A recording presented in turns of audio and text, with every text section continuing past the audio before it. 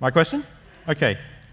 Let me just say something about your claims about the crimes committed by atheists. I certainly agree. Terrible crimes have been committed by atheists. You'll get no argument from me there. But I think terrible crimes have been committed by theists as well. We are aware of some very recent crimes committed by theists, Islamic rather than Christian theists, but that's certainly the result of strong religious faith, and I think it shows the dangers of strong religious faith in terms of what it can lead people to do.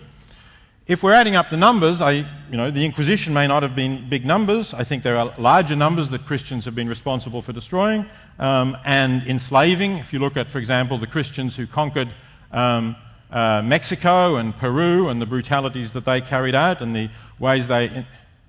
this is not my time, I take it. This is our time that's up, is it? I'll just finish this question, and if we get... I think Dinesh should have a chance to answer. Right, okay, good. I think there are other large numbers of atrocities they've committed, and of course Christians have supported slavery historically. But let me just say one thing briefly then about the Nazis. Isn't it true that the German soldiers who went to advance the Nazi cause and the Nazi army wore belt buckles which said, engraved on them, Gott mit uns, God with us? Is this really compatible with the idea that Nazism was an atheist regime? And isn't it also true that the Nazis were cheered on, in many cases, by Christians?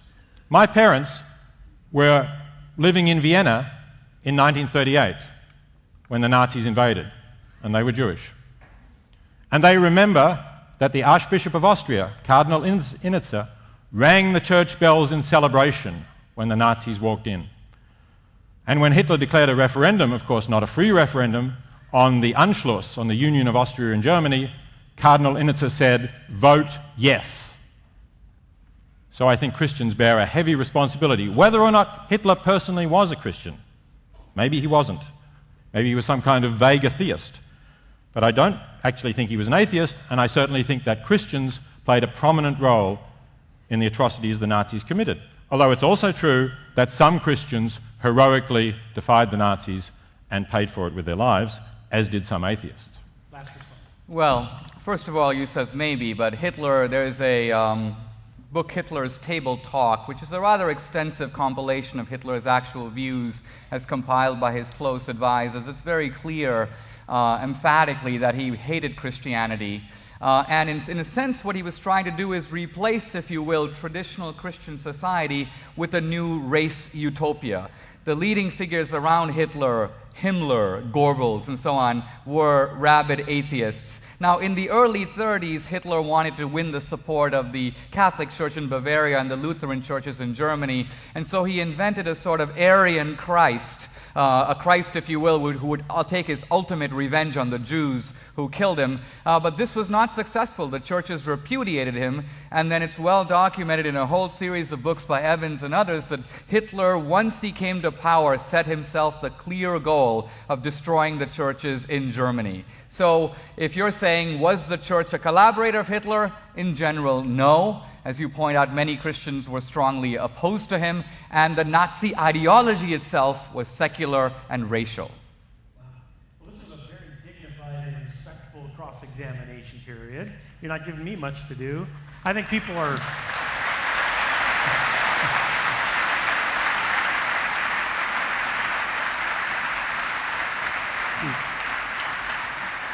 See, they paid $10. They want to see a little Jerry Springer action here.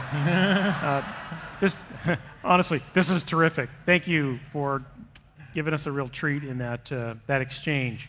Well, if you took the time to fill out a card while our debaters take a moment to get a drink of water and cool down while we set up for Q&A from the audience, we'd be delighted to collect these. What I'd like you to do is to pass them down from the bleachers. Just pass them over the shoulder of the person in front of you. Just pass them down. We'll have people at the bottom to collect them. If you're in the middle sections, pass them to the outside. Pass them to the outside. We'll take just a moment as the lights come on and collect the cards.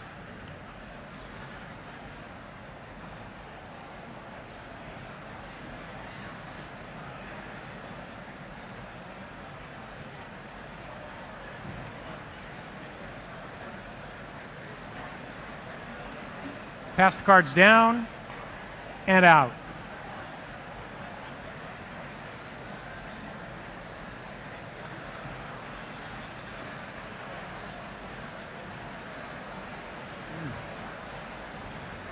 All right, a few instructions as we get ready for Q&A from the audience.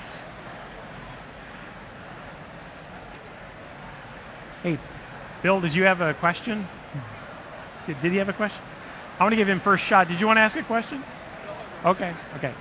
If you have a question for our speakers this evening, we have 2 mics here. If you have a question for Peter Singer, we'd like you to line up at this mic. If you have a question for Dinesh D'Souza, we'd like you to line up at this mic. Hopefully your questions have been peer reviewed.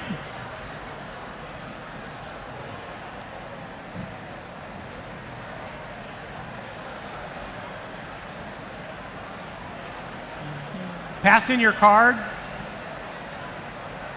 Thank you so much for passing those in.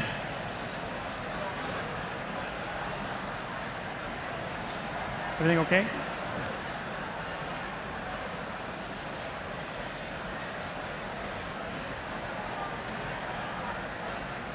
All right, we're going to start audience Q&A. We'd like to hear the first question for Dinesh D'Souza, which will come from this microphone. Y'all ready? You have a peer-reviewed question ready. Singer on that side. Are you prepared? Okay. Yeah, let's get it. Keep the questions brief, and you're going to ask one of Dinesh D'Souza. All right. Here we go, folks. First question for Dinesh D'Souza right here. Hello.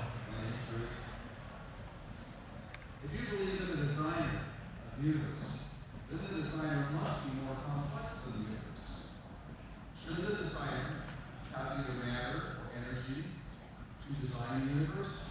And if it does, shouldn't it be easily seen?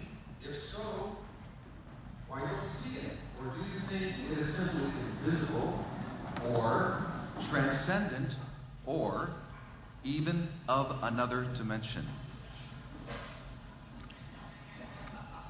Well, the argument I made is that material objects that have an origin, a beginning, require a cause. Now, that cause can be material or immaterial. But in the case of the universe, we can't posit a material cause because the universe encompasses all material reality. That is the definition of the universe. So the cause of a universe must necessarily be immaterial. It must be super powerful because obviously it was strong enough in some ways to create the universe. And so one can infer from the universe that we see in front of us some of the attributes. Omnipotence, for example. We don't know if it was omnipotence, but we know it was a great deal of power that it took to bring the universe into being. So what we are doing here is we're fallible human beings. We weren't there, we don't know. We are inferring to the best explanation. And what I'm saying is, it's a little bit like if you go into a cave and you see hieroglyphics. You may not know what those mean, but you can infer that someone did those. It's possible that chance assemblies of chemicals created those letters, but the more likely explanation is that somebody was there and made those paintings or did those drawings or did those letters, even if you can't fully decipher them. So that's really what I'm doing, is I'm using inference to what seems to be the most plausible explanation for this universe. It could be that there are many other universes, but we have absolutely no scientific or empirical basis for saying so. It is atheist guesswork to get around the idea of a creator. May I follow that up? No. 1 minute response from Peter Singer, if you'd like. Oh, I won't respond to that. I mean, I think the questioner made the point.